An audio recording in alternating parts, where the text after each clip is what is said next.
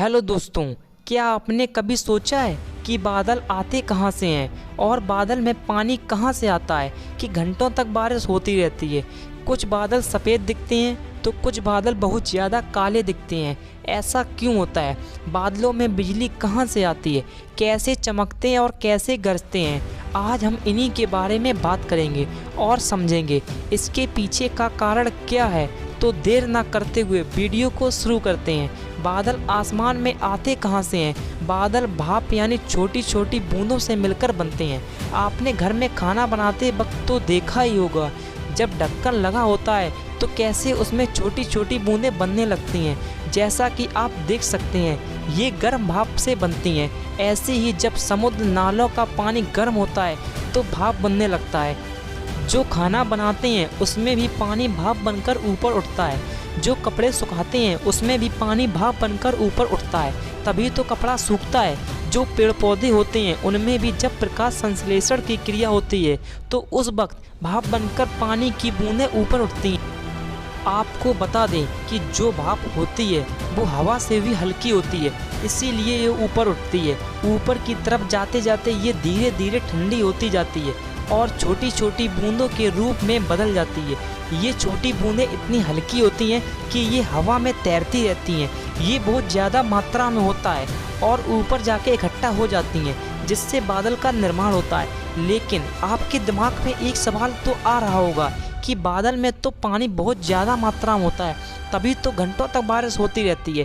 इतना सारा पानी आता कहाँ से है? बता दें दोस्तों कि हमारी दुनिया में लगभग 70% यानी कि आधे से ज़्यादा भाग में पानी है, यानी कि समुद्र है। तो जब सूर्य का प्रकाश समुद्र के पानी को गर्म करता है तो बहुत ज़्यादा मात्रा में पानी भाप बनकर ऊपर उठता है, जो बहुत ज़्यादा मात्रा में बादलों का निर्माण करता है।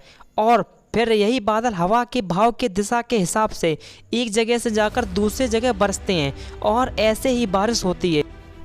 कई लोगों ने एक सवाल पूछा था कि बरसात के समय पानी गर्म कैसे होगा, क्योंकि बरसात के समय सूरज उगता ही नहीं है। दोस्तों, जो बादल आप देखते हैं वो उसी जगह नहीं बनते हैं, वो हवा से आए हुए बादल होते हैं। अगर एक जगह बारिश हो रही है तो वहीं दूसरी जगह धूप हो रही है और बादलों का निर्माण हो रहा होता है। यानी एक जगह पर बादल बनता है और हवा के बहाव की वजह से दूसरी जगह जाके बरसता है। ऐसा ही होता है। उम्मीद करता हूँ जिन्होंने यह सवाल पूछा था उनको जवाब मिल गया होगा। अब बात करते हैं, कुछ बादल काले दिखाई देते हैं तो कुछ बादल सफ़ेद दिखाई देते हैं। ऐसा क्यों होता है? ये सब परिवर्तन के कारण होता है, जिसे हम इंग्लिश में रिफ्लेक्शन कहते हैं। जो बादल सूर्य के प्रकाश को परिवर्तित कर देता है वह सफ़ेद दिखाई देता है, और जब बादल प्रकाश को अवशोषित कर लेता है तो काले दिखाई देते हैं। ये तो आप भी जानते होंगे कि बरसने वाले बादल में पानी की भरमार होती है जो प्रकाश के सभी अंगों को अवशोषित कर लेती है, इसलिए बरसने वाले बादलों का रंग काला दिखाई देता है। आकाश में जब ऐसे बादलों की संख्या अधिक होती है तो दिन में भी आपको अंधेरा देखने को मिलता है। देखना, जब बारिश होती है तो बहुत ज़्यादा अंधेरा हो जाता है, क्योंकि ये बादल सूर्य के प्रकाश को अवशोषित कर लेते हैं और उसे धरती पर नहीं पहुंचने देते। एक सबसे पूछे जाने वाला सवाल जो हर जगह पूछा जाता है, एग्जाम में भी पूछा जाता है कि बादल में बिजली कहाँ से आती है, कैसे चमकती है, कैसे गरजती है। तो बता दें दोस्तों, जब ये भारी पानी से भरे हुए बादल हवा के बहाव के कारण आपस में टकराते हैं तो घर्षण उत्पन्न होता है और जिससे बिजली का निर्माण होता है। ये जान के आपको हैरानी होगी, ये बिजली लगभग 10 करोड़ वोल्ट की होती है। हर घर में नॉर्मल 240 वोल्ट ही यूज की जाती है। इस बिजली का तापमान लगभग 2700 डिग्री सेल्सियस होता है, जो सूर्य के तापमान से भी ज़्यादा होता है। सूर्य का तापमान लगभग 6000 डिग्री सेल्सियस होता है। जी हाँ, आपने सही सुना, लगभग 6000 डिग्री सेल्सियस होता है। इसके साथ साथ एक और दिमाग में सवाल आता है कि बिजली दिखाई पहले देती है और गरजती बाद में। ऐसा क्यों होता है?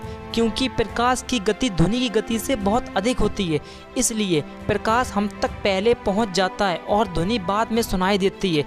सरल भाषा में समझें तो प्रकाश हमारी आंखों को दूर से ही दिख जाता है, जबकि आवाज़ बाद में सुनाई देती है। इसलिए बारिश के समय बिजली हमें पहले दिखाई देती है और आवाज़ हमें बाद में सुनाई देती है। दोस्तों, अगर आपको वीडियो पसंद आया हो तो जितना हो सके उतना शेयर करें और सब्सक्राइब करें। धन्यवाद।